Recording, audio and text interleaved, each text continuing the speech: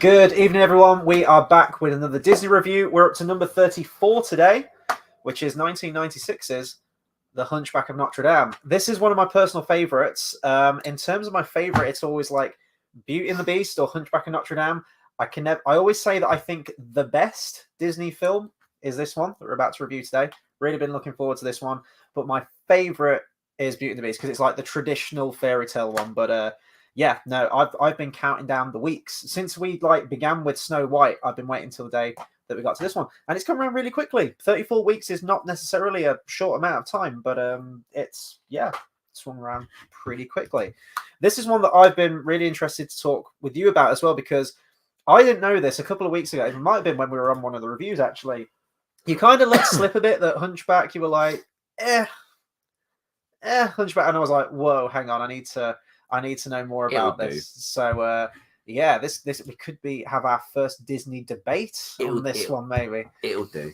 It's okay.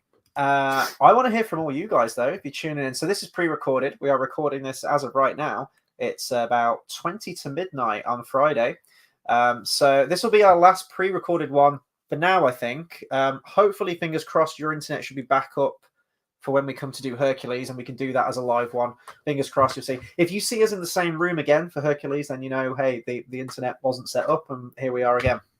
But I want to hear from you guys. Let me know your thoughts on Hunchback of Notre Dame, and just any thoughts on all of the Disney stuff we've been doing so far. We're just past the halfway point at this point. I think we worked it out. If provided we don't go off schedule or anything, we should have this retrospective finished by, I think it was like the second week of January.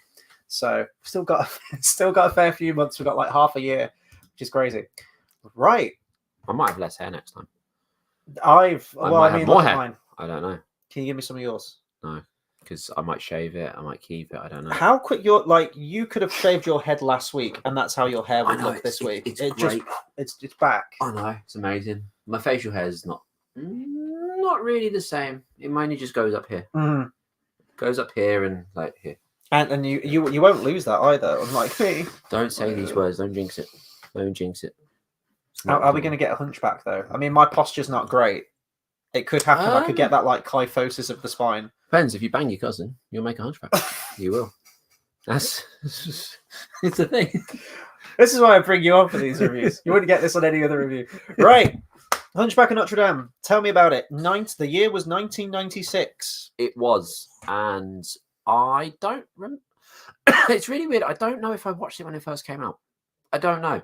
I feel like I remember it coming out. That's the thing. So I don't think I watched it when that's a really weird thing, because I remember coming out, but I didn't watch it when it came out. Mm. It's like I remember getting it on video, but it wasn't like a thing of like, oh, I got it straight away. Yeah.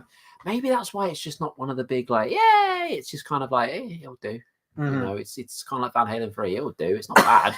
It'll do. You know what I mean? It's the thing is, it's not bad. I don't dislike it. It's just one of those of I watch. If you ask me to watch it again, I'll be like, I'm good. Like that's it. You know what I mean? It's one of those things. It's not bad. Like the villain is great. You know, Frollo is great. Mm-hmm. Esmeralda, I hate her name. Absolutely hate her name. Don't know why I hate the name Esmeralda.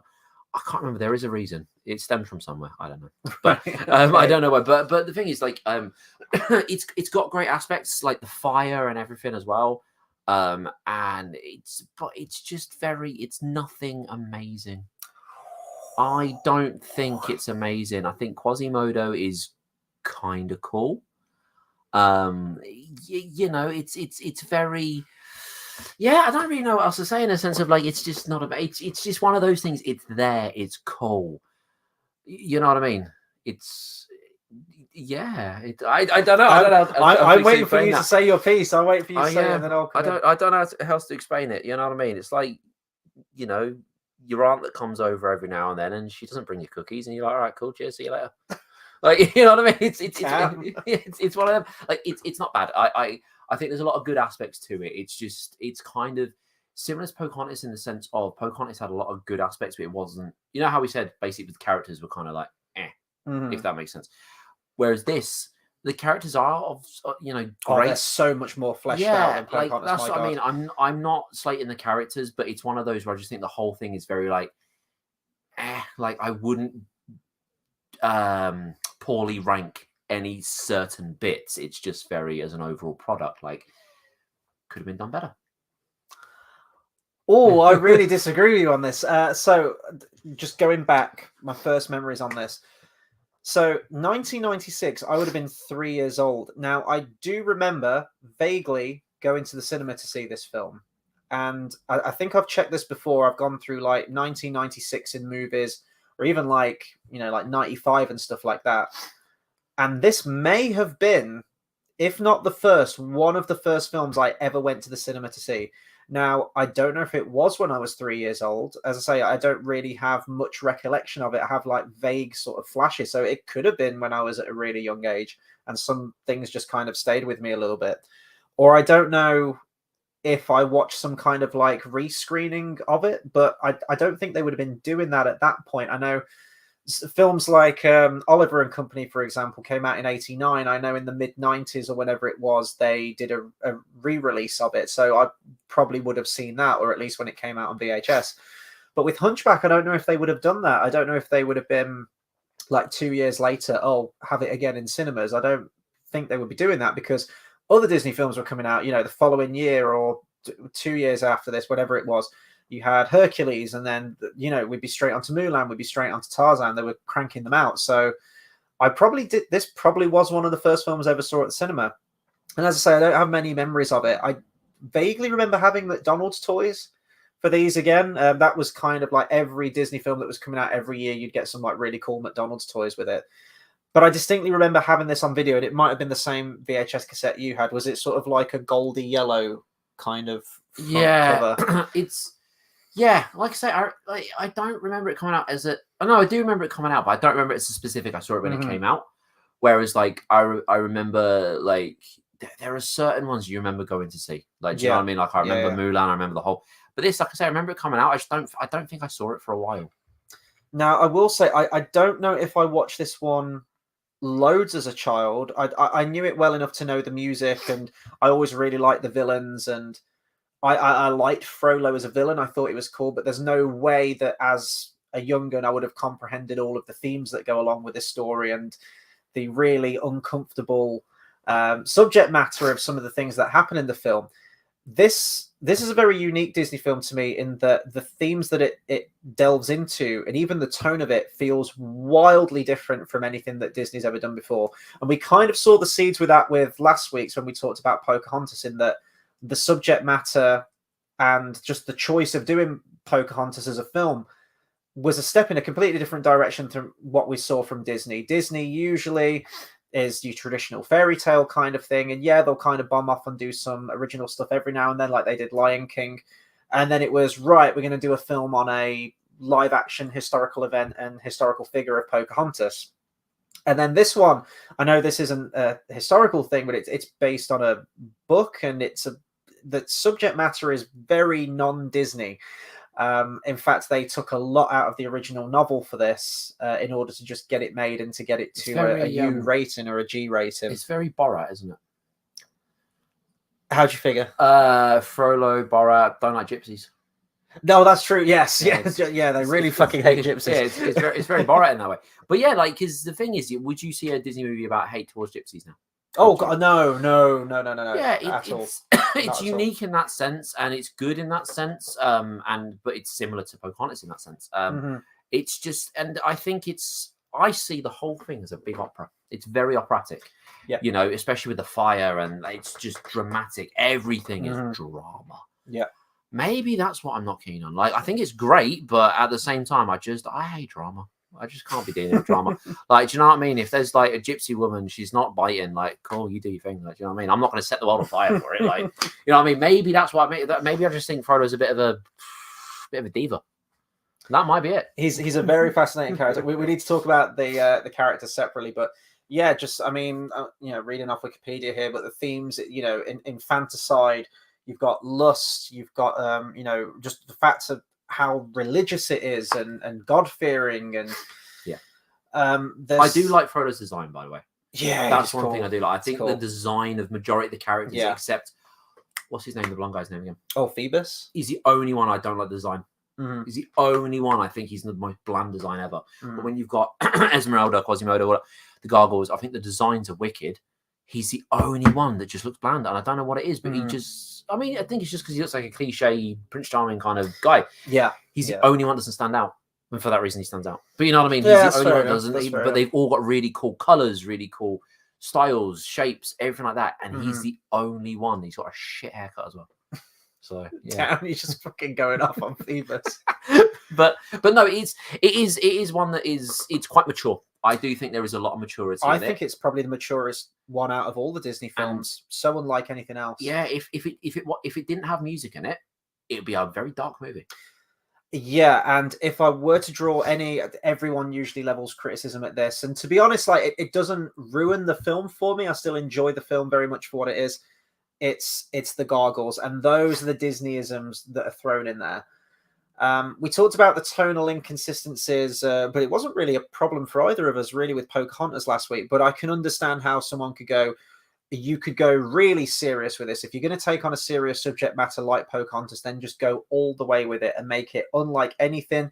This really bold, daring animated piece of animation effort from Disney, and drop all the Disneyisms and the animal sidekicks and the comic relief characters and things, and have it be like a serious piece. And I feel like they could have done that with this. Now, there are certain aspects to the story. I only really know the ending. I've never read the original novel. When did the novel come out?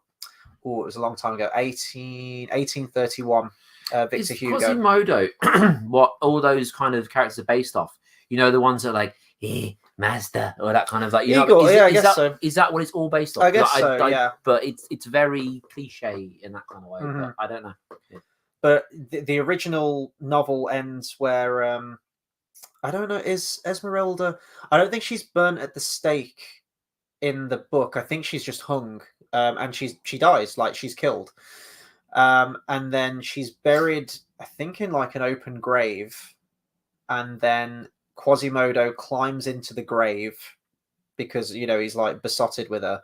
And then I think one of the closing lines of the book mentions that years later there were two skeletons entwined with each other. So he literally just laid in that grave until he died of starvation. And I wish someone loved me that much. Yeah, just to be there. No, we're just gonna stay there. So there are certain things, and there's probably a lot more mature stuff that goes on with the themes that I just discussed about 5 minutes ago in the book that they just couldn't do in a Disney film. And this is why it feels such a random choice to do for Disney.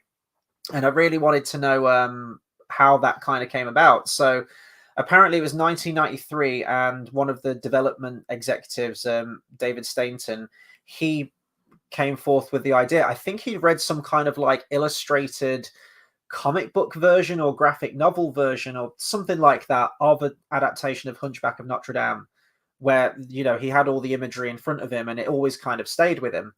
And he presented that to Disney, and they just went with it. Jeffrey Katzenberg, actually, he got the directors of Beauty and the Beast in. Let me just bring up their names. It's Gary Truesdale and Kirk Wise. And I think they were working on, I think it was about like a humpback whale or something. It was just a completely different animated thing they were working on. And Katzenberg was just like, right, drop everything. We're doing Hunchback of Notre Dame. Get everyone involved in this. This is going to be the next big thing. It's going to be huge. And it was a successful film, and it got a lot of great critical reception.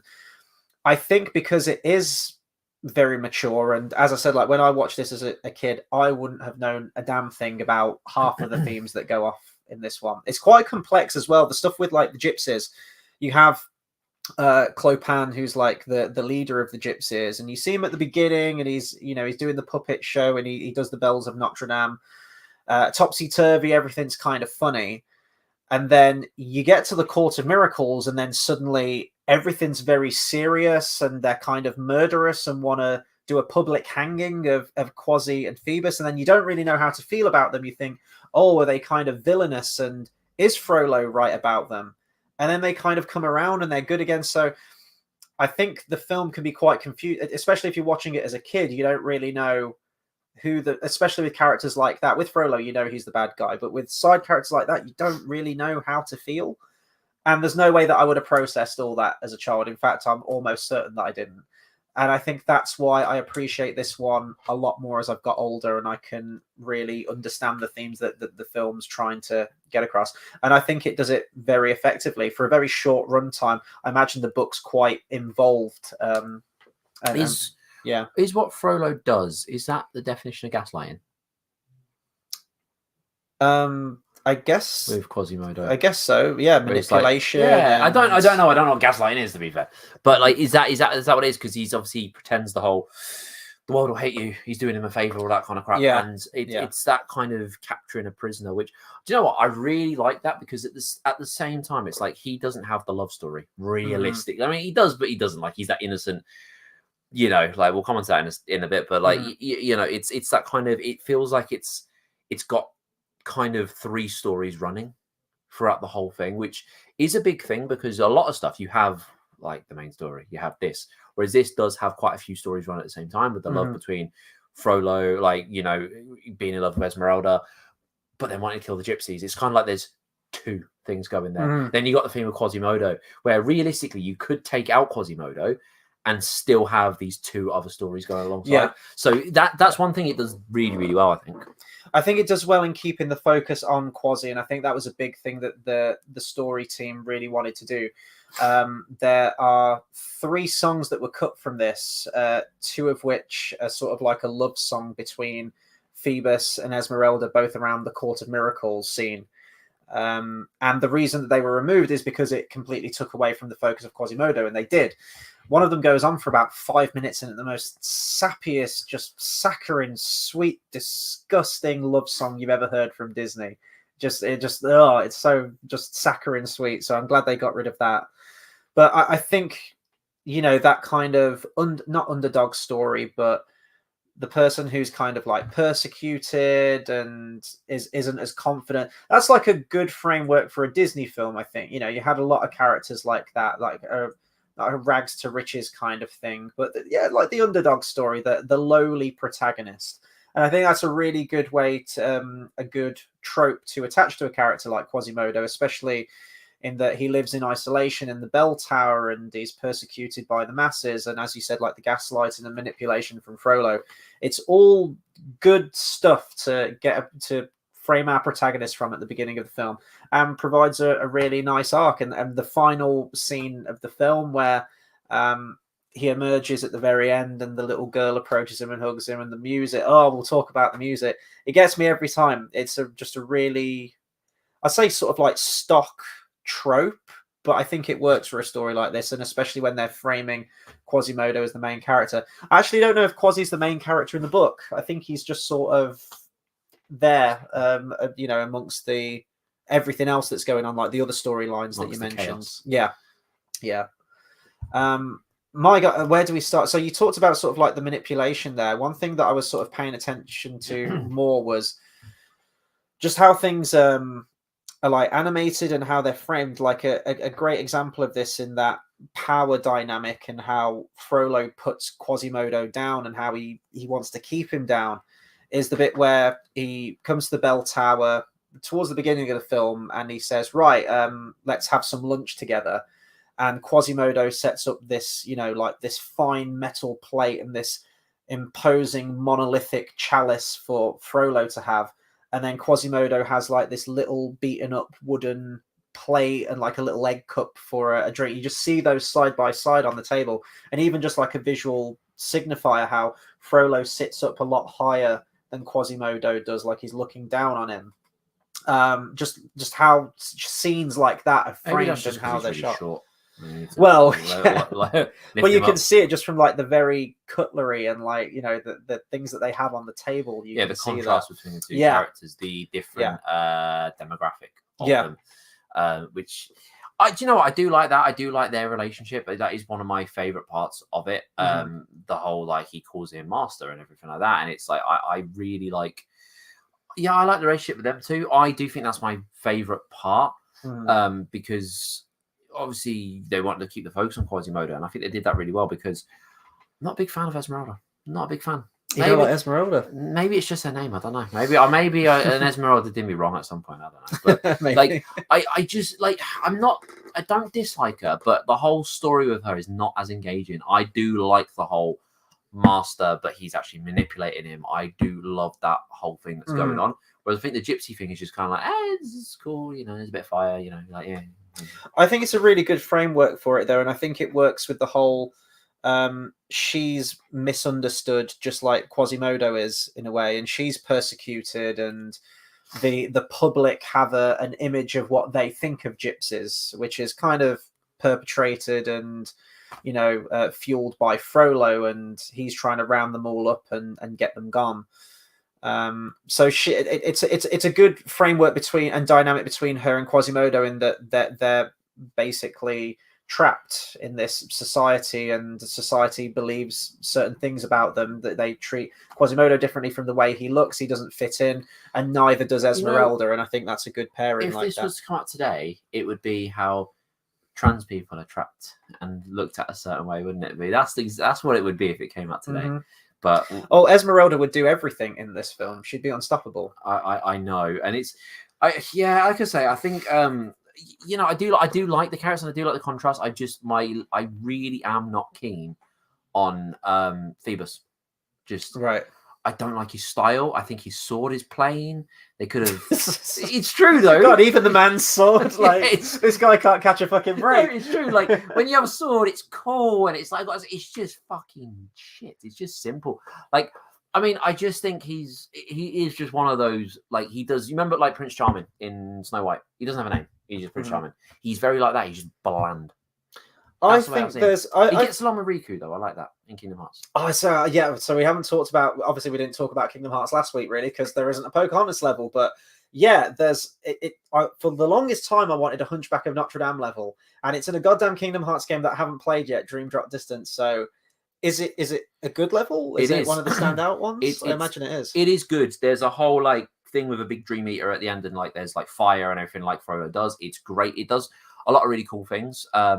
Weird thing about Dream Drop Distance is there's Sora's story and Riku's story, and they go parallel. And then you have to like, there's bits where like your time is up playing as one, so then you have to play as the other, and you can't go back to playing as the other yet. So you have to kind of like mechanically work it. So you have to play as one, the time is up, so you level up as the other one, the time is up, then you play the story as the other one, and then you vice versa.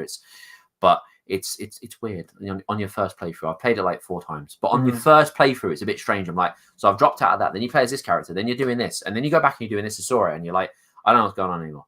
But other than that, it's a good level. So I really want to play it because it's one of my favorite Disney films. I really, and it probably plays the music as well. It is good. It's good because there's the catacombs in it and everything. There's the you see. There's the thing about the Dream Eaters is they're colourful, and when you got the fucking festival, which I called Festival of Dreams for some reason, which is not the Festival of Dreams, Feast of Fools, that's colourful as well. Like Quasimodo wearing the colourful clothes and shit like that. Like I think the contrast goes really really well. So the colours in this as well, they are cool. Oh, they're outstanding. Yeah. What I like as well is when it goes dark, it goes dark. There's no like. Because sometimes you get washed out color palettes in movies, or you get like, it's all quite colorful, but it's trying to be dark, but it's still colorful. This contrast is done very, very well. Oh, it's outstanding. Like the lighting in this film, there's moments like where Esmeralda seeks sanctuary inside Notre Dame, and Quasimodo takes her up to the bell tower, and just the lighting in that bell tower part, and he's got those little stained glass kind of what do you call it? What did you like? They have them over like a cot or something that dangle. What do they call them? Mobiles. Yeah, he's got like one of those above like his little table of carvings of stained glass, and you got the light from that. And then he takes her up to the roof, and you've got the sunset, and it's like this beautiful pink sky, like stuff like that. But then also, the contrast stuff like what I've got the background, and unfortunately our face is taking up the main center of that shot. But right at the end of God Help the Outcasts, and you just have Esmeralda on her own looking up at this giant beautiful stained glass window with the light coming through, bits like that at the very end as well, where it goes straight up biblical, and it gets really far-fetched. It's like where they're fighting against Frollo's men, because the gargoyles aren't far-fetched. Well, that, but I mean, why is there a cauldron of lava in Notre Dame, and when it pours out, like it's one cauldron, but then you get that wide shot, and like from every single gargoyle, you've got like torrents of lava pouring out, and it looks like hell and damnation. It's a really cool fucking shot, but practically you're just like, why is there a volcano's worth of liquid hot magma inside Notre Dame? And the bit there where Frollo's going after, when he delivers his final line of the film, and he's like, and he shall smite the wicked and plunge them into the fiery pit. And the way that he's lit and his eyes look yellow, he looks like a fucking demon with this sword. So yeah, it's outstanding lighting and framing and cinematography in this. Is it very like Arkham Knight, where you got the Riddler's racetracks and you're like, why? But at the same time, they're really cool.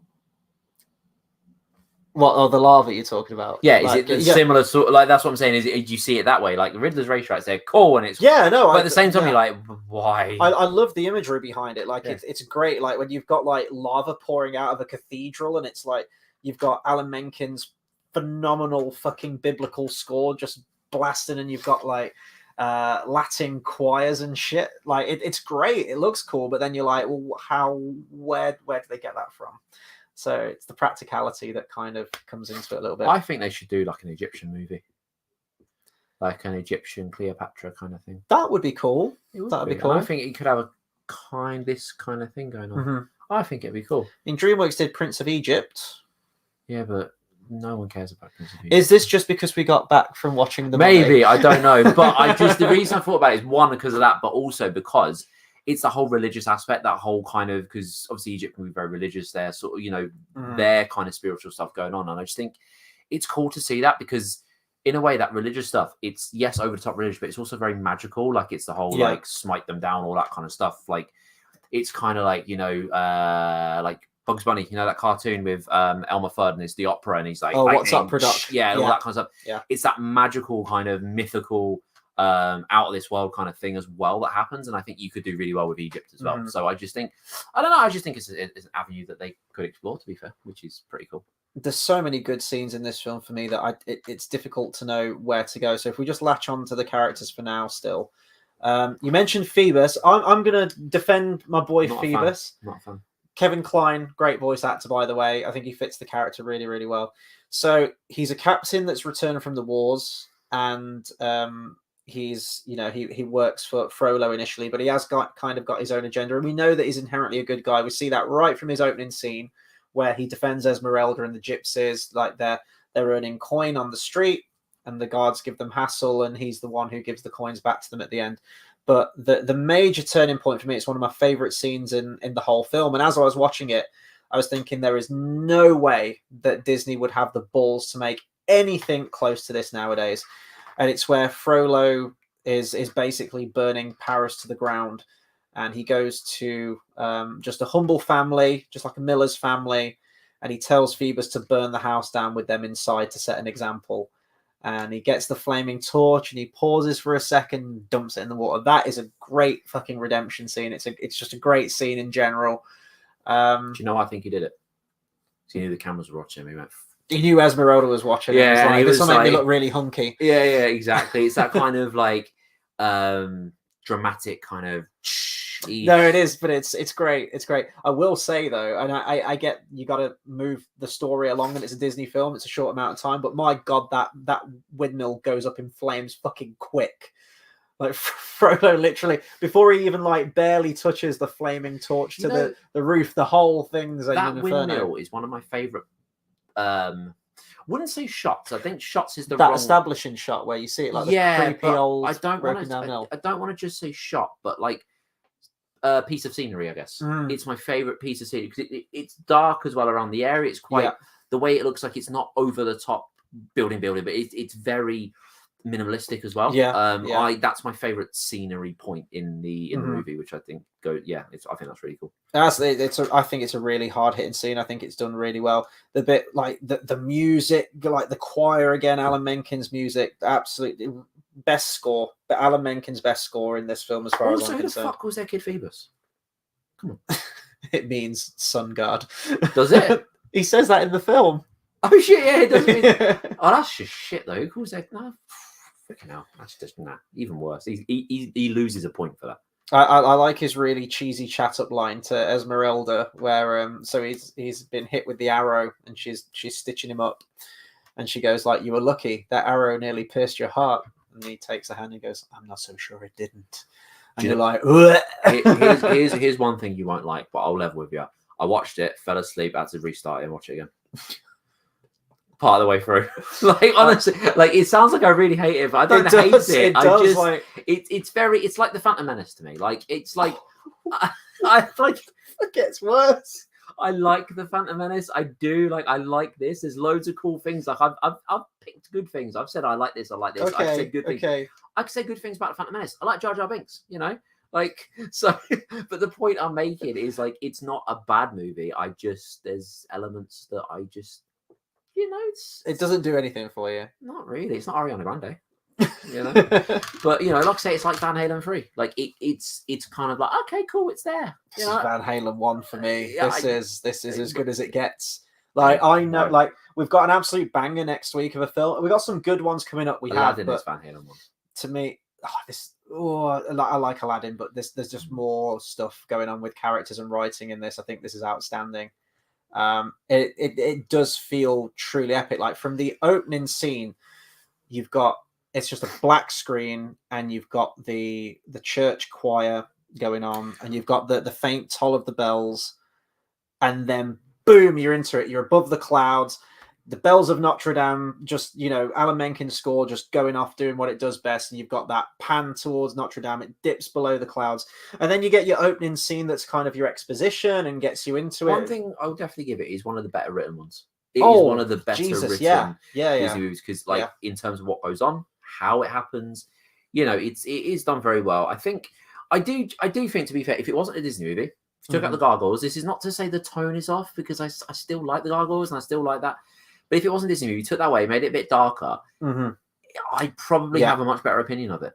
I just think as a Disney movie, it's kind of, like I say, it's there, it's cool, it does its thing, but it's not hard hitting for me. It is a Disney movie with balls, in my opinion, and, like, as I say, like, some of the subject matter that it goes into, very un-Disney-like, and I think, considering that they're dealing with a G rating or a U rating if you're in the UK, they're dealing with that and having to condense this very probably complex and intricate original novel and adapt it into something that's going to be palatable for families to watch. I mean, there's even some aspects of this that I even question that, because, as I say, you're not going to understand a lot of what the themes are of this story, really. You know, the gargoyles are going to be there, and you've got Jolly the goat, who's kind of funny and burps occasionally and things like that. That's what the little kids are going to latch onto and find funny. That's my favorite. But, like, when you get to stuff like Hellfire, when you've got Judge Frollo who's, like, sniffing Esmeralda's hair and he's, like, lusting after her and stuff like that. It'd make it even cooler if she had blood in her hair when he was doing it. That'd make it even weirder. That'd be great, wouldn't it? So, actually, this almost got rated a PG. This was going to get a PG rating. But do you know, I know it's not really off topic, but what was the first one that was rated PG? Because it did take a while. People keep saying that Black Cauldron is, but, like, no, it's not. That's what I mean. It's like, it did take a while. I think it was Bolt, wasn't it? A lot of them now are PG. That's just, like, standard. Yeah, Bolt, I think it probably was. Yeah. PG is the standard now, though, isn't it? Like you say, like, user, it's hard to come by them as much. But imagine it had a PG though. What would have been left in for it to be a PG? There are two things, and it's actually kind of hilarious because they're both still in the movie, but they had to downplay them. So apparently, the bit where he sniffs her hair, when Frollo sniffs Esmeralda's hair, the sound effect of him sniffing was much more pronounced. So they just toned down the sound effect, even though that's still in the film. Yeah. And the use of the word sin, apparently, was going to bump it up to a PG. When he sings Hellfire and he says, this burning desire is turning me to sin. That's the lyric in the film. Still in the film, but they cranked the sound effects up on the word sin. Like the background, I think it's when those, like, big, awesome, fiery red Grim Reaper fuckers show up, like that corridor. One of the big things about ratings as well is how relevant it is to the plot. Yeah, because if they say things like they can say that it's relevant to plot, they bump up the sound. But if they constantly say it, it's kind of, that's not relevant anymore. So the rating would change. So yeah, I can understand that. But yeah, it was very close to the mark, wasn't it? It was. I have heard rumors before. I haven't read this recently, but I seem to remember reading it at some point that when Frollo looks in the fire and he sees the spectre of Esmeralda when he's lusting after her, originally they wanted her to be naked, dancing in the fire, and they were like, I would be too. And like, this fiery temptress kind of succubus kind of thing, I guess. And like, would it be like a shadow? Well, it would have been how she appears in the fire as it is, as this kind of like waif. Yeah, but would it be like a silhouette? Sort of. I mean, it kind of is like that in the film as it is, isn't it? Kind of like so Minerva Mink, Animaniacs, where she's like takes her clothes off, she's dancing naked in the shower, and it's a silhouette, but it's a kid's cartoon. Oh no! Well, when he looks in the fire, you can make out like a face and a bit of detail in the flames, can't you? But I was thinking, Fantasia has nipples. Fantasia has nipple action from the Harpies during Night on Bald Mountain. We could do it. I'd be down. So they changed that, I think. But as I say, I don't know if that's true. I haven't read that recently. That's just something I've kind of remembered reading at some point. So just, fair play to Disney for doing it. Now, you mentioned the tone of the film, and how if they'd have gone one step further, I think this could have been a true masterpiece. I still think it's a masterpiece. I still think it's one of Disney's best. It might be their best. This and Beauty and the Beast is just like that constant tug of war between the best one for me. But the gargoyles are a problem. And I can still watch the film, and I can still enjoy it, and I can still laugh at the gargoyles, and I still like their little stupid fucking song that they sing. But when I was watching it yesterday, I was like, I kind of wish this wasn't in the film. Now, I think there was a way that you could have the gargoyles in. You could still have them be the comic relief as they are, because there are certain expectations with a Disney film. And it is those colourful sidekick characters that that crack the funnies, and it's the comic relief. But I think you could have still had that if you'd have kept it where it's all in Quasimodo's mind. Because apparently there's a line in the book where he says he'd pour his heart out to the gargoyles. So he's talking to himself, he's talking to the gargoyles, because that's the only company that he has there. So I think you could have had pretty much every single gargoyle scene as you've got it in the movie. And the final scene should have been where Quasimodo's in chains and they say that we'll leave you alone, Quasi. After all, we're just made of stone. We just thought you were made of something stronger. And then they turn back into real gargoyles. That should have been it. I think they should have been prisoners that Quasimodo kept. And they are dead bodies. God. They turn into these stone gargoyles as a coping mechanism for him. Damn. But then it turns into that, and you see at the end, they're just dead bodies, and he's been and they're just basically fucking rotting away. And I think that would have been that would have been good for it. With might be too dark. Even Hunchback of Notre Dame. Fucking, what are the things that eat your body when you die? Flies, mealworms. I don't know. Crawling out of the eyes and stuff. That'd have been cool. That'd have been a good end to the movie. Damn. So I don't know if it's as bad as my Winnie the Pooh one. With Winnie the Pooh, that was pretty dark. All the dead Christopher Robins. That was pretty dark. That's my favourite one. But I should write a graphic novel on that. You should. So I was watching it yesterday. What's the song they sing? A Guy Like You. Now it's right after Frollo declares war on Paris and starts burning it. You get that really cool establishing shot of the smoke and the fire, like the clouds moving up into the sky, and it looks straight up biblical, like a hellscape across Paris. Really cool shot. And then it's, now we're going into this fun song. It's to alleviate the tension. I understand its placement in the film. It's like, we're a Disney film, kids, we're having fun. And you kind of get this very Friend Like Me kind of scene in terms of the modern kind of humor in there. That's the big song, isn't it? Like when I say the big song, I mean the kind of, I wouldn't say pop song, but you know what I mean? It's the fun song. It's the whole, the one you'd have a couple of balloons and all that kind of stuff. It's that song about it, which is, when I say big, so I mean the larger than life, not big. You know what I mean? And every Disney film needs one, don't they? Realistically, when you think about it. It does, but it is a shame because I'm thinking, we could have if you just remove that scene, and if you remove that scene and then you remove the gargoyles actually helping and contributing during the fight at the end, one chews up gravel and then flies around like a plane, and it's like a machine gun when he spits it out at all the people. If you just remove all of the gargoyles' intervention at the end, because then that makes it real. Then the gargoyles are actually really real in space, in time, and it's I don't like that. I like when it's more ambiguous, that yeah, we can still have the fun sidekick characters, but in reality it is just all in Quasimodo's mind, like his different personalities that he's given to all of these static objects. And I think that would have worked better if you were going to have that kind of Disneyisms in the film. I think that's how you could have spun it and made it work a bit more. But they go one step too far, I think, with the song. I know another ending that could have been a thing. Oh God, go on. So like Quasimodo's there, and then it gets to the end. He gets more ill and ill as the movie goes on, and like he gets to the point he can't move, and he's like, man, all that kind of stuff. And it gets at the end, and then you realise he was never able to move anyway. He was just a vegetable from the beginning, and the whole thing was him just making up this thing in his mind so he didn't have to live with being a vegetable. I mean, that's a hell of a fantasy. Yeah, like get this guy writing a book if he comes up with that. I think that's a good idea. I might write it in Quasimodo 2. That's what I'll call it. So I read something earlier about the person who was originally cast for one of the gargoyles, and it was Cyndi Lauper. That would be interesting. Could you imagine that? I've not read that. That would be weird. That'd be. No, do you know what? I quite like the idea of that. So it's when we mentioned about.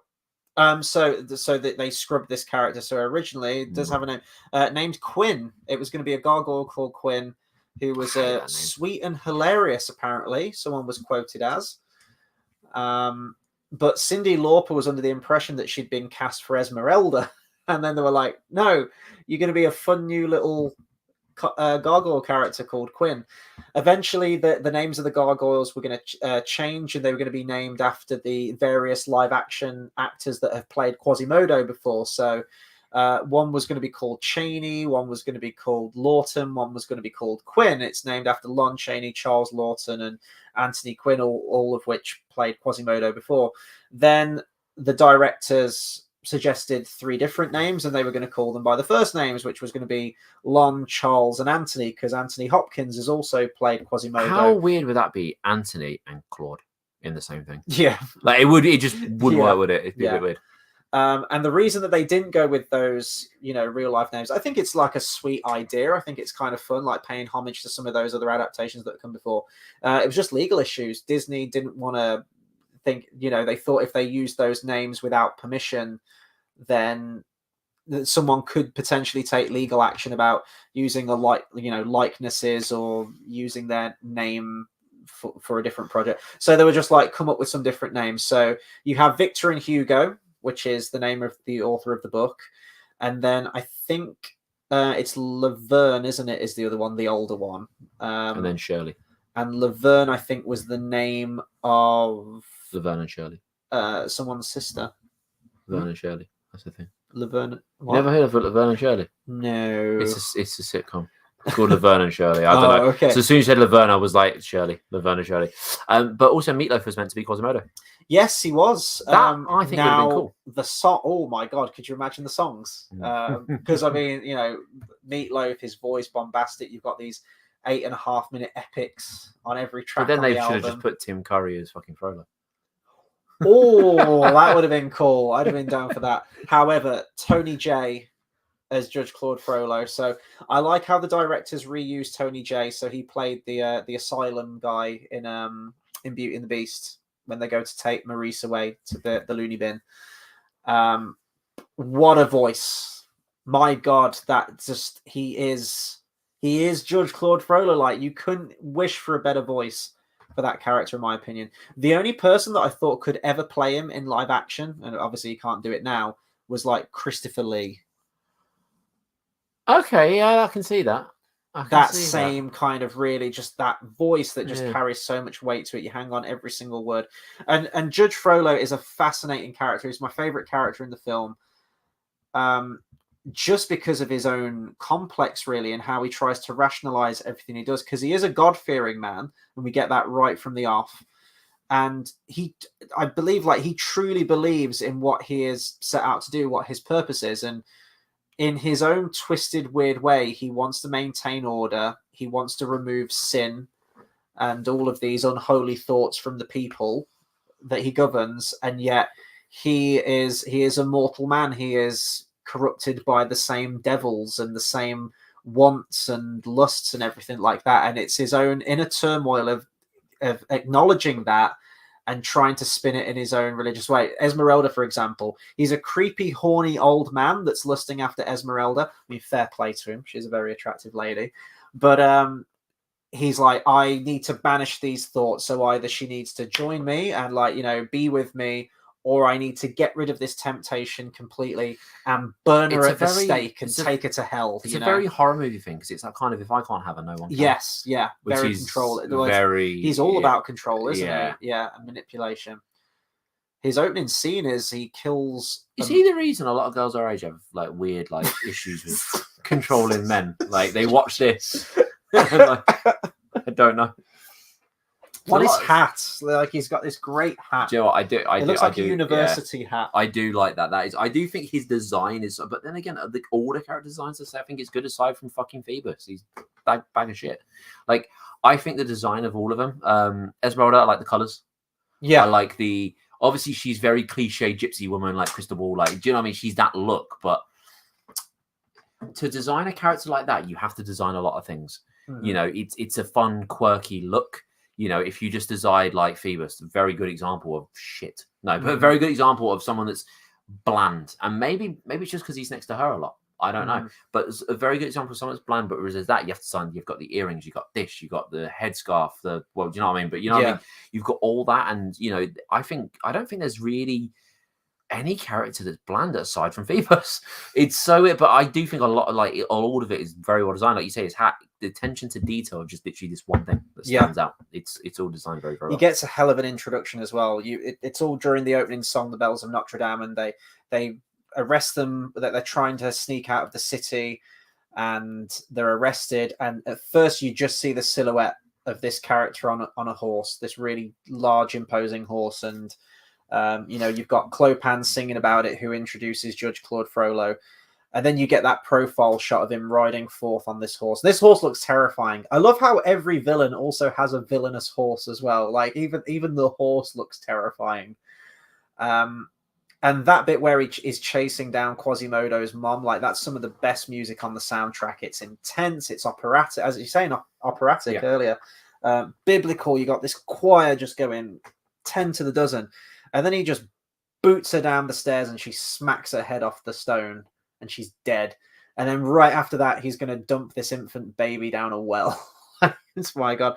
I was watching it, and again, I was thinking, there's no way that Disney... I couldn't comprehend how Disney at one point made something like this. The bit where the Archdeacon says, you can never hide what you've done from the very eyes of Notre Dame. And you get this really cool scene. Now, you know, not to get too much into religion, but I'm a complete atheist, but I really do appreciate, like, religious iconography and like churches and architecture and stuff. Iconography. It's a word. It's a thing. But how you've got these really imposing statues and facades and stuff on the side of Notre Dame, and all of the eyes are like following him, and you know, you've got like Mary and like an infant Jesus all staring at him. It's kind of like that whole, so cool. You know when you go to like a haunted house and they got the eyes and they follow you. Yeah, it's that kind of weird, creepy vibe, isn't it? And that's that guilt that Frollo has. Like, he is a fascinating character, because I genuinely... So is Ted Bundy. You know what I mean? It's I guess so. But it's in his mind, in his own world, he truly believes what he is doing is right and just, and he is like a word for God, basically. Like, he is an instrument of God himself. Yet he is the most, you know, it's what makes a monster and what makes a man. It's the question that is posited at the beginning of the film, and you know, we get the answer to that very Do you know clearly. what? That's the thing I think is a big contrast between Quasimodo and him. Like the soft-hearted one that looks like a monster, and then the one that, well, I mean, he's not like he's like some young, attractive man, but you know what I mean? He's a judge. Is this upstanding? Exactly, who is a monster inside. Faith. So the big contrast between them is great. Like, I'd say that's the best thing, is the contrast between them. Absolutely. What was I going to say about Esmeralda? Yeah, sort of how she's championing change. Like, I was going to say she's a social justice warrior, but that kind of paints her. She's much more than that. She's actually like a likable social justice warrior. But that song, if we need to talk about the music in a minute, but God Help the Outcasts just gets me every time. I think it's just a wonderful song, and really just sums up what kind of character Esmeralda is, that she does want change, and she is fighting for the good of people. No one does though, really, do they? There's not a single person out there that fights for the good of people because they want change in the world. They've all got a selfish ambition. I can guarantee it. Ask every fucker out there that's won fucking, I don't know, it's not Nobel Prizes you win, is it, when you do something for the greater good? But guarantee every single one of them did it for their own reasons. Yeah. You don't get anywhere in life doing things unless you've got a personal reason. Not a single person. Gandhi didn't do it for fucking anyone else. He did it for himself. You know what I mean? Mother Teresa did it for herself. They all had their own inner things. I don't know, like, whether or not we know what they are. They did it for themselves. There's always an angle. Exactly. Remember that Friends episode where Joey talks about there's no such thing as a selfless good deed, and it's fucking true. It's fucking true. Well, we're in the world of Disney now, and nice things can happen, and we see the most idyllic. Remember when Family Guy went to the world of Disney? I do. That was a great exactly. There Love you go. the animation on that. I know, that was great, but it shows you, doesn't it? It's still fucking things wrong with the world. You know what I mean? I'll go into the world of Snow White, and you think, oh, this is cool. There are, like, animals like tucking you into bed, and then there's a girl, and you like sleeping that you. Let's not go down that road. But there's animals, they tuck you into bed and all that sort of stuff. But then before you know it, the animal shits on your floor, and you go, do you know what? No. So there's always an ulterior motive. So I don't believe in the good of anyone. Just saying. Well, we see that in that scene during the song itself. You have this sort of conveyor belt of people praying in the church, and they're praying to God for all manner of different things. One's, I ask for wealth, I ask for fame, I ask for glory to shine on my name, I ask for love I can possess, and it's all very selfish, rhyming, isn't it? Materialistic things. And then Esmeralda's like, I ask for nothing, I can get by, but I know so many less lucky than I. And so you could view her as this, like, very, isn't she just nice? She's just nice. She just wants all this change for people. I actually applaud this film for having Esmeralda get with Phoebus as well. I'm glad they didn't go with the classic route of Quasimodo falling in love with Esmeralda, and they do kind of set that up very nicely. And you get that really nice song as well, Heaven's Light, which when he sees her kissing Phoebus, you get a bit of a reprise of it, and Quasi just breaks down. And it is really genuinely sad, because in any other Disney film, those would be the two characters that get together. Yeah, but this is showing that if you're ugly, you ain't going to get the girl. Like, it is though, isn't it?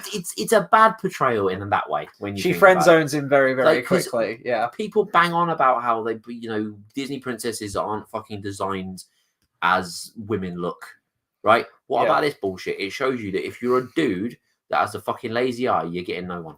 And I'm sorry, but he gets someone in the sequel, Hunchback of Notre Dame 2, which is one of the worst things I've ever seen. The sequels don't count. The sequels never count. I agree. I agree. So no, he doesn't get the girl, and he is a vegetable.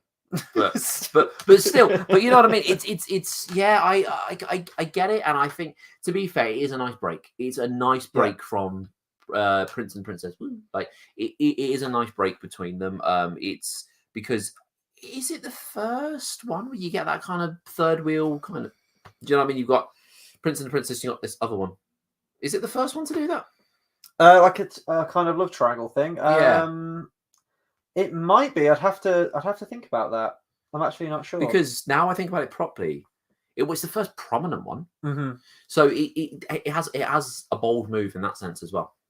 Yeah, and I think it's totally in keeping with the characters as well. I think it would have almost been out of place if Quasimodo gets with Esmeralda. But I like how quickly after that, there is that initial scene of heartbreak from Quasimodo, which I think is handled really well. I love the music around that scene as well. But it very quickly becomes, he's just really supportive of this union and these people together. Like, he really admires and, likes Phoebus as a good friend who follows him into battle and into all of these scenarios, like the Court of Miracles and everything. He sees the good in Phoebus. Like, he knows that this isn't like a bad dude. Like, he sees that, he's a good match for Esmeralda. And of course he likes Esmeralda. So, and we get that at the very end when he approves of the union. And the reason he approves it is because he has to live through Phoebus. That's his ulterior motive, because then he's now closer to Esmeralda. It's an ulterior motive. That's what it is. As I mentioned earlier, there's a couple of deleted songs, and it was all about that relationship between Phoebus and Esmeralda. I'm trying to find the names of them now. Oh God, where were these deleted songs? They were the thing. You can watch the songs on YouTube with the concept art behind them. I will find it somewhere. Where are these deleted songs? Something about a moon. Oh, there we go. As long as there's a moon.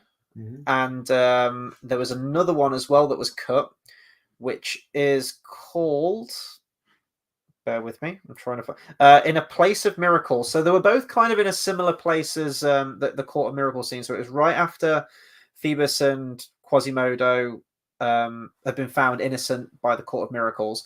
And then As Long as There's a Moon, it's just kind of this romantic song of Clopan set in this romantic mood and setting. I guess we see a bit more of the gypsy culture and their music and everything, because all of them start singing and bringing out instruments, approving of this union between Esmeralda and Phoebus. And I think it's not a wedding, but it's like it's gearing up for that. They smash this lantern on the floor and they say, however many pieces this breaks into, this glass is how many years you'll have together. And in the film, they go like, oh, it's broken into 1,000 pieces. You'll be together for 1,000 years. In the book, it shatters into 4 pieces, I think it is. And they're like, you'll be together for 4 years. And obviously, they're not even together for that long because Esmeralda dies. It's that kind of every form of media has a celebration. So or a prominent change. So for instance, a good example would be like Harry Potter when Hermione walks down the staircase and she's wearing like that dress and it's like a big change. It's this big, there's no wedding in it, but it's that, do you know what I mean? Everything's got a big prominent ceremony, something that's like this nice standout look. Oh, that character's amazing. And it's that kind of, like ceremony kind of thing going on. So it's that big kind of, ceremony. Do you know what I mean? But everything sort of has it though, doesn't it? When you think about like, for instance, Beauty and the Beast, there's no wedding, but there's the ball ceremony. Yeah. Like, do you know what I mean? Everything's got that prominent, just look how amazing these characters are, which accomplishes quite a few things to show how well they could do on their graphics, to be like, look at this is awesome, but also just look at these characters. And it's that kind of take pride in these characters. These are the characters we've got, look at them, really make them shine, which is And these would have been like your classic Disney lovey-dovey scenes. I guess the equivalent of this would be If I Never Knew You from Pocahontas, that song that got removed from it that we watched in that extended version last week. I know, when he's trapped, he's got his hands tied and everything. Yeah. That one's a bold move, that one. And In a Place of Miracles is the most disgustingly soppy song you've ever heard in your life. And it goes on for so long as well. It would have been totally out of place in the movie. It really would. Just thematically and just the maturity of the writing up to that point to descend to just this really, oh, you're the best thing that's ever happened to me, and oh, lovey-dovey. And it happens in the Court of Miracles scene. There is one cool image though in the concept art of that scene that never obviously got animated or made. And as Quasimodo's hearing Phoebus and Esmeralda sing this song to each other, he looks in a mirror and he sees a handsome version of himself. And then it kind of like materializes back into how he actually looks. And I thought that was quite a nice little shot there that could have found its way into the movie. I actually can't remember if they do that in Hunchback of Notre Dame too. They might reuse that concept, I think. But I'm guessing both of these songs, where they go to the Court of Miracles and we spend a bit of time there, and the Romany gypsies, they sing songs and we see more about their culture. And I guess it would take away from that edge of seeing them initially as villains when they go to the Court of Miracles, and it goes very Black Cauldron when they go into that crypt and they go in down like the sewer, and you've got like all the skeletons and the skulls lining the way. It really reminded me of Black Cauldron, just the way that was shot. And I think to have this scene, it would have been nice because it would have been like, oh, hey, actually, they're not all that bad. They're quite, they were just misunderstood. But I'm guessing this was from an earlier draft, because with them sticking around and frolicking and drinking and dancing and singing soppy love songs with each other, there's no urgency there of, we need to find them, we need to warn them that Frollo's coming tomorrow morning with 1,000 men to attack. So I'm guessing this was probably from an earlier draft of the script where the Court of Miracles scene was probably going to be placed in a different scenario to what it is in the final movie. And then the other song that got cut is Someday. It's called Someday. It would have taken the place of God Help the Outcast. Now, God Help the Outcast was the original song that was written for the scene. And then I don't know why. I think they asked Alan Menken to try a different one or to come up with a different song for that scene. So he came up with Someday. You hear the music of that play throughout the movie in the score, and it is the closing song as well in the end credits, sung by All for One, the R&B group. I think it's a really nice song, and I think it would have worked well. It's a wonderfully written song. The message and the lyrics behind it, the vocal talents as well, phenomenal. But I do think that God Help the Outcast was the right call for that moment. Apparently, there was a stage musical version which adds all of these songs back in. I think they changed the lyrics, maybe Kinda like rework Lion it a King little did. bit. Yes, yeah, exactly like that. That's it. And I think they add Someday, but they move it to right before Esmeralda's execution. It's like the last night. She gets to spend one more night with Phoebus, and I think she sings that song there. So it's kind of cool how they worked those back in. And you can watch all these songs. There's like beautiful concept art behind all of these, and like really kind of early demo recordings of them. And you can see kind of like an older look for Esmeralda that they were going to go for, and she looks less Disney princess-ish, because I mean she looks like a goddamn supermodel in this film. Like I think she's probably I think she's probably the hottest Disney character of all time. Like I think she just looks absolutely incredible. But in this, she looks a lot more realistic, I'd say. Just in terms of Who's the first Disney princess to not look like a supermodel? Well, I guess like you could say Snow White. Like Snow White is the fairest of them all, but she looks very 1930s-ish. She looks a little bit frumpy in some parts. She looks natural. Okay, yeah. I'm just trying to think who's like the first one that's a bit kind of. Yeah, okay. I get that. Yeah, that makes sense. Bit of Snow White. Yeah, because then if we're talking princesses, right after that you get Cinderella, and she's like, and then you get Aurora. Do you know what? Aurora is so plain though, isn't she? She is, but she is like the platinum blonde. Yeah, I mean, we all need a platinum blonde in our life, but still, she is a bit plain. Do you know what? The funny thing about Aurora, and I probably said this in the thing, it's not her movie, is it? Really? Not really, no. It's all about Maleficent. Well, it's the fairy of Maleficent, exactly. Isn't it? Yeah. I think that's why she probably seems plain. She's just kind of there, and it's like, okay, we get it, Aurora. Like, do you know what I mean? But who's the first? I'm thinking. Do you know what? I know she's not a Disney princess, but the first I'm thinking is Lilo's sister. The first kind of main Disney girl who's that very like she's curvy, she's just more natural. Yeah, exactly. So yeah, Esmeralda does look like that, but I don't know. I wouldn't go as far as saying she's the most attractive ever. I wonder if they did base a lot of her look on Demi Moore herself. Like obviously she does that she doesn't do the singing voice for the character. Apparently they did try and get her in for singing and it just wasn't working, and she says you're going to need to find someone else. So I appreciate her for saying that, but I will say that the voice actress they got to the singer they got to do all the vocal talent blends really well with Demi Moore's voice, like to the point where I thought it was the same voice actress between the two. Who did the singing voice for Esmeralda? Heidi Mullenhauer. I think that's how you say her name. I'm not sure. So I'm wondering because, like, I mean, Demi Moore, especially back then, my God, she was absolutely stunning, wasn't she? So I wonder if they took a bit of her. Like, wow, she's 61 now. She looks like Let me see. So Demi Moore from like 96. She looks like that chick from Friends. Yeah, she does a bit. Courtney Cox? Yeah. Oh, she had a shaved head back then. Okay, maybe not. So did I do remember that scene. Who's the girl that died? No, Ducky. I don't know. No, she had a shaved head. With Sinead O'Connor. That's it. She had a shaved head. She did. There you go. There's a relation there. Sinead O'Connor. Demi Moore. We're still on the subject of music, so I'm just gonna. Bells of Notre Dame. That's your favorite song, yeah. It's because it's such a good opener as well. Like it's such hell a of an opener. I mean, I would say that, and I think the I was gonna say music video because that's not the wrong phrase. But you know what I mean? Like the thing that's happening at the time. I think that's the great thing about it as well. It's the song it goes really, really well with it. It's not just kind of okay, the shit happening is this, but it goes really, really well. Like you've got like the fucking like the way the notes go, the way you got the cadences at the end that it works so well. And that just main theme that's woven all the way throughout the film, and reprised at the very end as well. Like any good Disney film does that. I think it always like the opening song always like comes back at the very end in like full fanfare.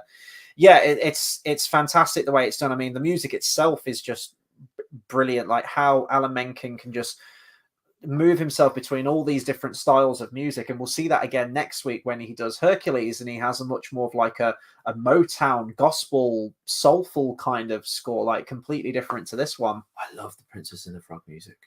Yes, very good. Although not Alan Menken. I know, but when you said Motown, it just reminds me of that. Yeah. But anyway, it's a great opener. It's tough to argue that one. It really is, and especially oh god, Paul Candle as well, who plays Clopan. Like the notes that guy hits at the end, where he's like "Bells of Notre Dame," and he hits that ending note. I don't even know what note it is, but it's like way up there, and he sustains that fucking note. It's F sharp. F sharp. We're gonna go with F sharp. I don't fucking know. I just you got perfect pitch. Yeah. It's a hell of a song. I mean, Alan Menken, I think he's an absolute musical genius. I love all the scores he's done for his Disney films, although I think he did Home on the Range. Let's put a pin in that one because it's been a while since I've watched it. So we'll wait till we get to that one. But I think the guy, along with, like Howard Ashman and Tim Rice, and on this one he worked with, is it Stephen Schwartz? Is that? Yeah, Stephen Schwartz, who did probably help with some of the music as well, but I think he's more a lyricist. Completely changed Disney forever. Like all the big Disney films that you remember are those ones that have that kind of musical structure to them, and this is no exception to that. This does have, again, that very musical structure to it, but I really think that Alan Menken outdid himself on this one. There are sounds like just the scope and scale of this soundtrack and how biblical and how epic it gets. You wouldn't hear in like a live action film. Like there's moments in this where that choir's just going 10 to the dozen. A scene that sticks out to me is where Quasimodo saves Esmeralda from burning, and he like swings on the rope across the crowd. Like that score there in particular, it reminds me of like the goddamn Ringwraith theme from Lord of the Rings. Like it's that just pure operatic. I can't say enough positive things about the score to this. Notre Dame go up in flames? Oh yeah, that was good when that happened, actually. 2019. How did it go up in flames? It just says a structural fire. Was it inspired by this movie? Like, did someone go? Maybe. Did they watch it and go, "Do you know, it'd be a good idea"? Just says throw a match. Yeah, fire broke out under the eaves of Notre Dame. Yeah, maybe they watched this movie and went, "Do you know, it's a really good idea." Wonder if Disney ever got sued for that. I'm not sure. I think they've rebuilt it now. Actually, I think, haven't they? Yeah. Oh wait, what? They've rebuilt it like the actual design. Okay, yeah, I was going to say they haven't just like, well, it went up in flames, so we're just going to completely change the look of it. It's going to look like that now. Like I was looking at that. That looks like London. Yeah, it does a bit. I think it is London. I don't know. So yeah, if they've kept it the same, fair enough. But yeah, because I've only been there once, and when I say once, it was a school trip, and we were there for like 10 minutes. It's like, right, you get 10 minutes to look around Notre Dame. You ain't looking at it. It was packed full of people. We weren't getting around that. You weren't seeing anything in 10 minutes. We did that in LA. We did that in LA on a school trip. We had an hour to go up and down the Hollywood Boulevard. And you're like, right, go. Synchronize watches, like try and get as much in as you can. Yeah, basically. And I found the Motley Crue star, and there's a picture of me laying next to it like that. But yeah, that's fun. You got to go to LA for a school trip? Yeah, it was a good time. Jesus. That was fun. And I always said I really wanted to go back to Notre Dame and just, take it in a lot more and spend a lot more time there and just like the beauty and magnificence of it. And then 2019, it goes up in fucking flames. Now, yeah, sure, it's been reopened now, but I'm like, yeah, but it's not going to be the same though, is it? It's like a different Notre Dame. It's like 2.0. When London went up in flames, they changed the look of that. That's true. That's true. Yeah, doesn't look the same as it did then. I remember going down the river as well. I think we did Disneyland Paris, me and my parents, in when I was 7 and when I was 11, and I think this was the time when I was 7. And I know we went down the river right past Notre Dame, and I was looking out for the gargoyles. And there are some gargoyles at the top because I'd obviously watched the Disney film. Yeah, it must have been one of the first films I watched at the cinema because I was aware of it. Well, Tim Burton Gotham looking. Yeah, just that gothic architecture to it, just brilliant. So for me, in terms of Disney scores, this one gets top dollar. This one I think is just outstanding, and not even just for like a Disney score. I think, the sing-songy songs are brilliant. Oh yeah, I haven't done my favorite, have I? Oh, Christ, it's Hellfire. It's the best Disney villain song. It's Heaven's Light, the Quasimodo section, and then it's beautifully offset with Hellfire. Total polar opposites, and it just gets into the mind of Frollo. The Fantasia one though? Oh, Night on Bald Mountain. Yeah, I'd say it does. Really? Yeah, I'd say it does. Absolutely, yeah. Tony J, just the imagery in that as well, like those flaming red Grim Reapers. You've got Esmeralda, like the spectral temptress Esmeralda in the flames. I even like the framing device, how we're solely focused on Frollo and his inner struggle during this scene.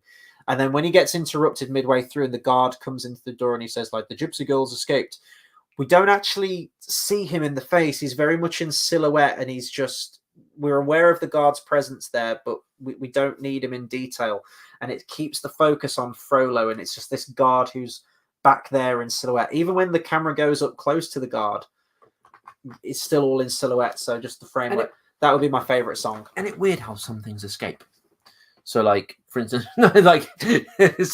like she escaped, and like people don't know, and they're like, "Oh, she's escaped," all that kind of stuff. I once had a spider, right? It wasn't a pet spider, but like there was a spider in my room, and I got a glass and I put it over the spider. Okay. Now I went to go get some food, came back, the glass was still like that, spider was gone. How'd the spider escape? Weird how things escape, isn't it? Did you put it on like the edge of the table? Nope. Or was it like it was in the middle of the fucking floor? Was it a big spider? Big spider. Maybe it lifted it up. It moved the glass. Yeah, it was so weird. But the point is, it's weird how things escape, isn't it? Maybe it's like one of those, like ants can lift like in ratio terms, like a stupid like amount of their own body weight above their head. Maybe this spider had the same thing and it could lift the glass. And then what put it back as well? Yes, just it crawled out and went, I'm gonna put, because it pushed it up, and then it crawls over and goes, I'm gonna put that back, just because that's the way it was. And then it like wiped the surface for prints, so you couldn't find it. Ran away. It was just gone. Yeah. This entire soundtrack is just absolutely second to none. Really tough for me to pick a favorite. I love Out There, great song. That's the I Want song again, fitting that musical structure that we've had before. It's really difficult to pick one, but yeah, I'm gonna have to go with Hellfire, which is probably a really cliched choice, but it's just bloody outstanding. It really is. Guy Like You's not that great, though, is it? No, that would be my weakest one. If we're going to start doing worst song on the soundtrack, if there is one, that it would be that one. Definitely. It's kind of I feel like there's 1,000,001 other things to say about this film. And one thing I would say, what I really like about this, the gravel on the floor, like the way it's designed, like it's the weirdest thing to think. The gravel, yeah, the gravel and the mud. Like whenever you see that, like. You know when you got like the windmill and you got the mud and the you're talking about okay. Yeah, okay. and just the floor. Yeah. All the time in this movie, I think it's just designed really well. It's yeah. the weirdest thing for me to come out with, but I think it is designed very, very well. And I think all the structural stuff as well. So when you got even just like the walls around like the city and stuff, I think the structural design of a lot of stuff is done very, very well. When it comes to like the little houses and stuff like near the windmill, like fair enough, but a lot of the other stuff, even like the windmill design, it's just done very, very well. I think the biggest strength this movie has is the design of stuff, essentially. Yeah, no, I totally agree. I mean, I've mentioned the cinematography in it before. There's loads of shots that I can just distinctly see in my head now that I just think are absolutely gorgeous, and a really nice blend of. We've seen this in the last few Disney films, anyway. The blend of traditional with 3D rendering and CGI as well. CGI elements on Notre Dame and a lot of the backgrounds and everything like that. And also the crowd shots for this one, which was a new thing because they were aware of that they needed big masses of crowds for the Feast of Fools scene. the Court of Miracles, and especially the end as well, where they carry Quasimodo away in the streets. Don't you find it weird when things do that, where there's supposed to be a crowd, but there's not? Like, big things is like video games do it a lot, don't they? Mm-hmm. Where there's Kingdom Hearts is a good one. When you win the tournament in the first game, all the crowd are cheering, and you see all the empty seats. Yeah, it even pans over it. Yeah. It's so weird. And you're like, but the thing is, the amount of things that do that, like, you know, where there's supposed to be a crowd and they've got like one or two people, or you see a like reprint of that person's there and there and there. But like you say, this does it very well. Mm-hmm. Yeah. Or sometimes in like the older Disney films, you'd have like a background shot, and you'd have people in the background, but they'd be static. They'd be like part of the background. Or my favorite, and I think I when I say my favorite, I mean genuinely, I think it looks cool as well, where they're all shadows.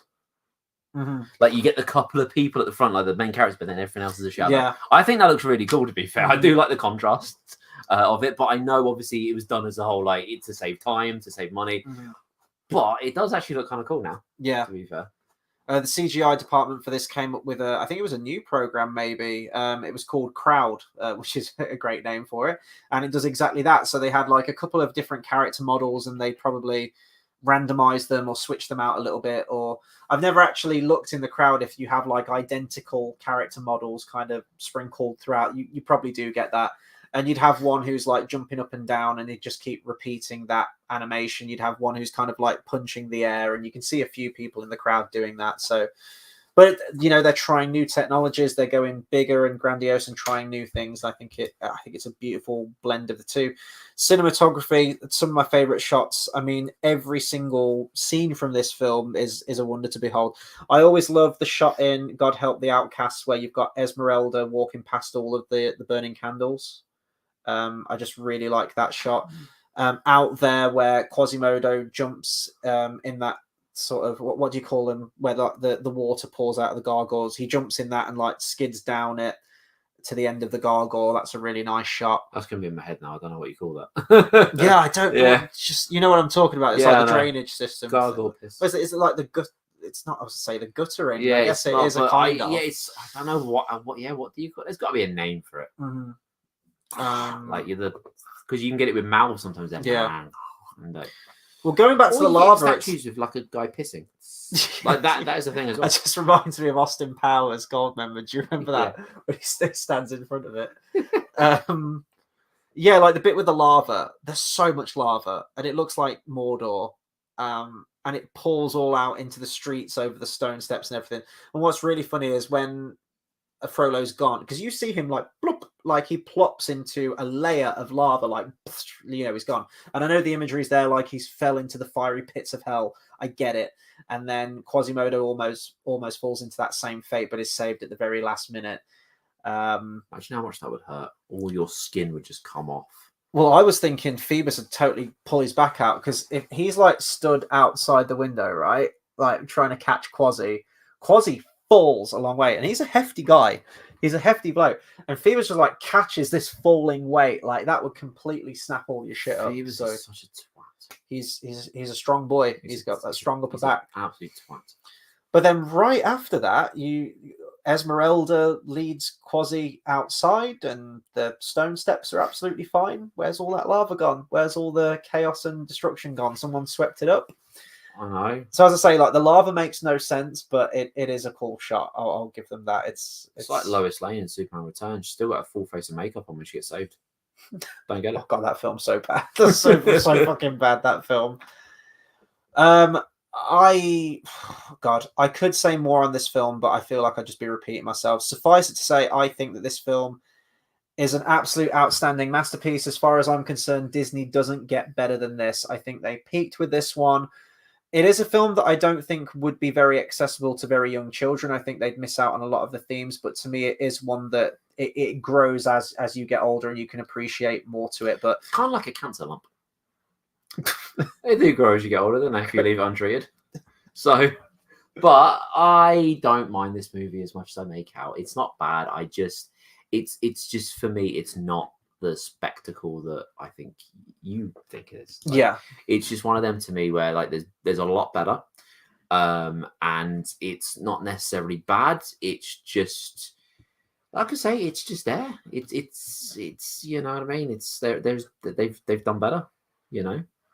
Van Halen released Different Kind of Truth. They've done better. Like, you know what I mean? It's not bad. Like, I get what you're going for, but you've done better. You know what I mean? It is one of those, like, as I say, I think there's a lot of strong points when you deconstruct the movie. There's a lot of strong points. Mhm. It's well written. Design wise, I do think it is one of the best design wise. I'm not going to say the best looking in the sense of if you compare, like, does Hercules looks this way and Hunchback. I wouldn't say the best looking in terms like that, but when you look at the designs of characters, it's one of the better ones. Yeah, it has a lot of strong points like that. I appreciate it for Disney trying something wildly different, really mature themes. Unfortunately, I still think this film's a masterpiece. But I think if it was going to be like a 10 out of 10, flat out, like 100%, you hit the objective, it would be to downplay some of those gargoyle scenes and to just keep it wholly serious. And I think that would have been an even better way, and I think it would have been an absolute gem. But even with regards to that, I think it's still outstanding. It was nominated for Best Original Score at the Oscars, the 69th Academy Awards. I was just having a look. And it lost to a film called Emma with music by Rachel Portman. I think it was absolutely robbed. I think that Hunchback of Notre Dame as a score is outstanding and stands against any amazing film score, and criminally underrated as well. What did this movie go to? What number?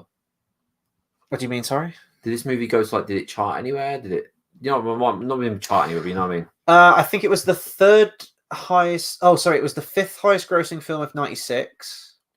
It made 325 mil on a budget of 70, which is decent.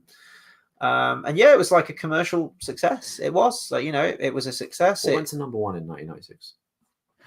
I will have a look. Independence Day, which is actually, oh god, could you imagine if we recorded this a couple of days ago? Because 4th of July, that would have been amazing. And Twister, we're getting a sequel to that, which has Van Halen music in it, which you didn't know until very recently. Mission Impossible and The Rock. Yep. We have the live action 101 Dalmatians, which was a great film. Space Jam at number 10, right there. Damn, Space Jam. Jerry Maguire, another Tom Cruise movie, greedy bastard. The Nutty Professor. Tom Cruise is in The Mummy. He was. I've still never seen that movie, and I don't ever watch it. Bloody outstanding. There's loads more I could say on this film, and I'm sure some YouTube channels have done wonderful deep dives on all of these characters and all the themes in the film. But I am just a humble guy talking about Disney movies, so take that for what it is. So that was Hunchback of Notre Dame, number 34, absolute delight. And I won't say it's all downhill from here, because certainly over at least the next 3 weeks, we've got some brilliant films. It goes upwards. Goes uphill now. I'd say it levels off, because I absolutely adore the next film. So the next film next week, hopefully with internet and we can be live, is going to be Hercules. Do you know what I never understood? Wow. Yeah. Well, I not never understood, but it took until Kingdom Hearts 3 for Hercules to be in your party. Yeah, that's so straight. Yeah, that's a no-brainer, isn't it? Yeah, it's kind of like the weird kind of, but then I guess because he's a god. But in Kingdom Hearts 3, he's in your party. He doesn't get downplayed. He's just in your party. So, well, they do nerf him. Even Kingdom Hearts 1, you beat Hercules by throwing barrels at him. Well, yeah, I know. But what I mean is, it's not like they could go, oh yeah, but we don't want a demigod or anything in that. It's like, yeah, but he's in your party in Kingdom Hearts 3. Yeah. So do you know what I mean? It's just. It was always a bit weird to me, but he wasn't. But yeah. Oh, really quickly before we sign off. There's one other thing I forgot to talk about Hunchback, and I want to get your opinion on this. So we always talk about other Disney references in some of these films now, and there is one in this one, which is a really cool one, and it's cool because it ties in with the previous Disney film that the directors worked on, but also it takes place in the same place that this other Disney film did. So during the song Out There, and he sings like, out there among the millers and the weavers and their wives, and the camera pans into the street, you can see Belle reading a book, walking towards the camera in the street.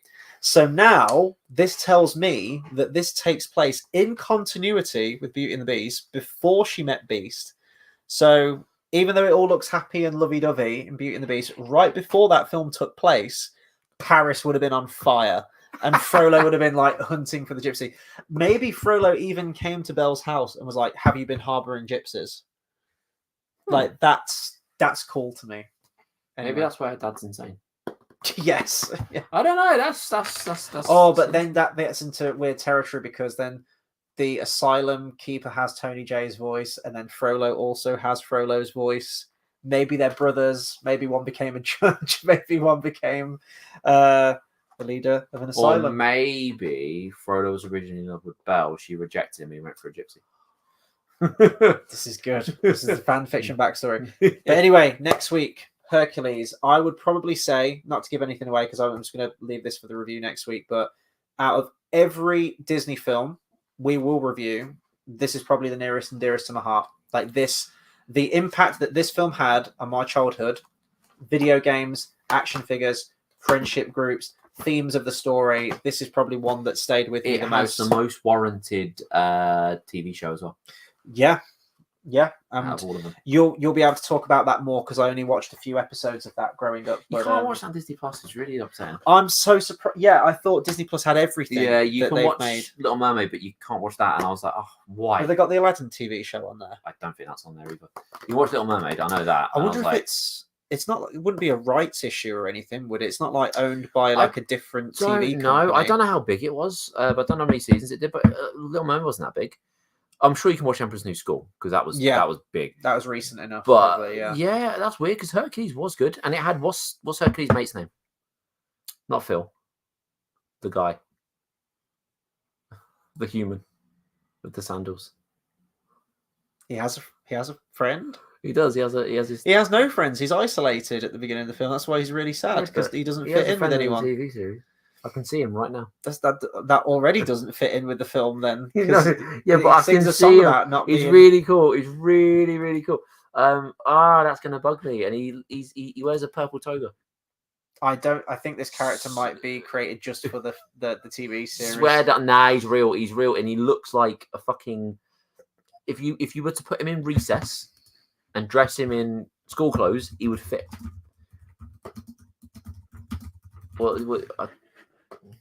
Icarus. Him. Yes. Icarus is his best friend. Yes, that's Icarus it. was the one who made wax wings. Yeah, him. He's not wearing a purple toga, but I got it right. Is there a young Meg in it as well?